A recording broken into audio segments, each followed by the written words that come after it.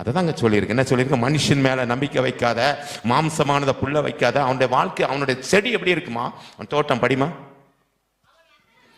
நல்ல கவனிங்க. அவன் அந்தர வெளியில் கரளையாய் போன செடியை போல இருந்து நன்மை வருகிறதை. அப்படின்னா என்ன? நல்ல ஒரு முள்ளும் ஒரு கல்லுமா கடக்கிற ஒரு தோட்டத்தை பார்த்தா எப்படி இருக்கும் உங்களுக்கு? அங்க போவே பிடிக்காது. செடி வளரும், எப்படி இருக்கும்? கரளையா இருக்கும். அந்த செடி எப்படி இருக்குமா? கரளையாய் போன செடியை போல இருந்து வாழ்க்கையில நன்மையே உட்கார்ந்து உட்கார்ந்து யோசித்தாலும் நன்மை வராது. என்ன வராதான்? யாருடைய இருதயம்? மனுஷன் மேல் நம்பிக்கை வைக்கும்.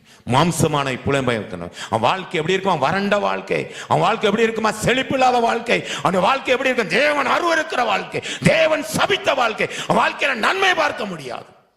அப்போ முழு இருதயம் யார் மேலதான் இருக்கணும்? எதுனால இயேசு, எதுனால இயேசு, எதுனால இயேசு, எதுனால இயேசு. எந்த நேரம் என்ன பண்ண அவர் நினைவு இருந்துகிட்டே. இந்த உலக